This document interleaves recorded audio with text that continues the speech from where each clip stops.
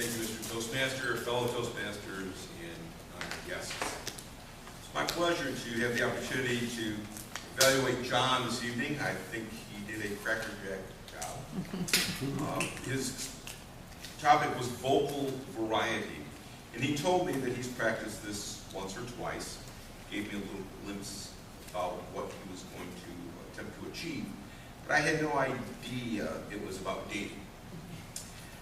So the topic of the speech, are you getting close?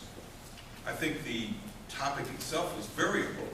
As he was speaking, I could see myself in that position. I could see friends, other people. It reminded me of a myriad of different reality series and shows and bachelors and bachelorettes and whatever else is all out there.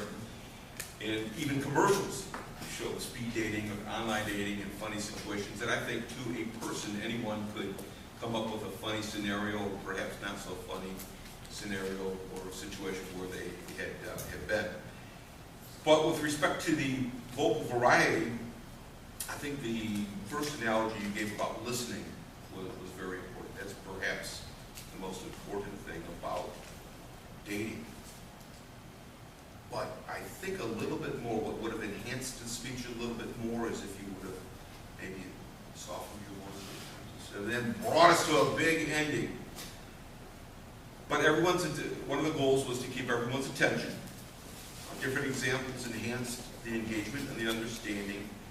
The body language was appropriate, but at times I think the hand gestures were a little too frequent.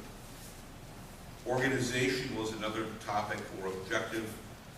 The speech was very well organized. You gave a chronological sequence of events in terms of different dating scenarios that were so good and not so good, and what components worked and which didn't.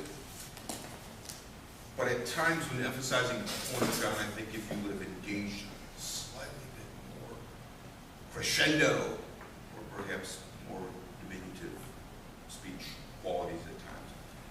It also asked me to determine whether the volume, the pitch, the rate, the quality reflected the meaning and interest of your speech, and I think it was appropriate.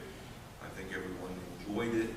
You elicited a number of humorous responses.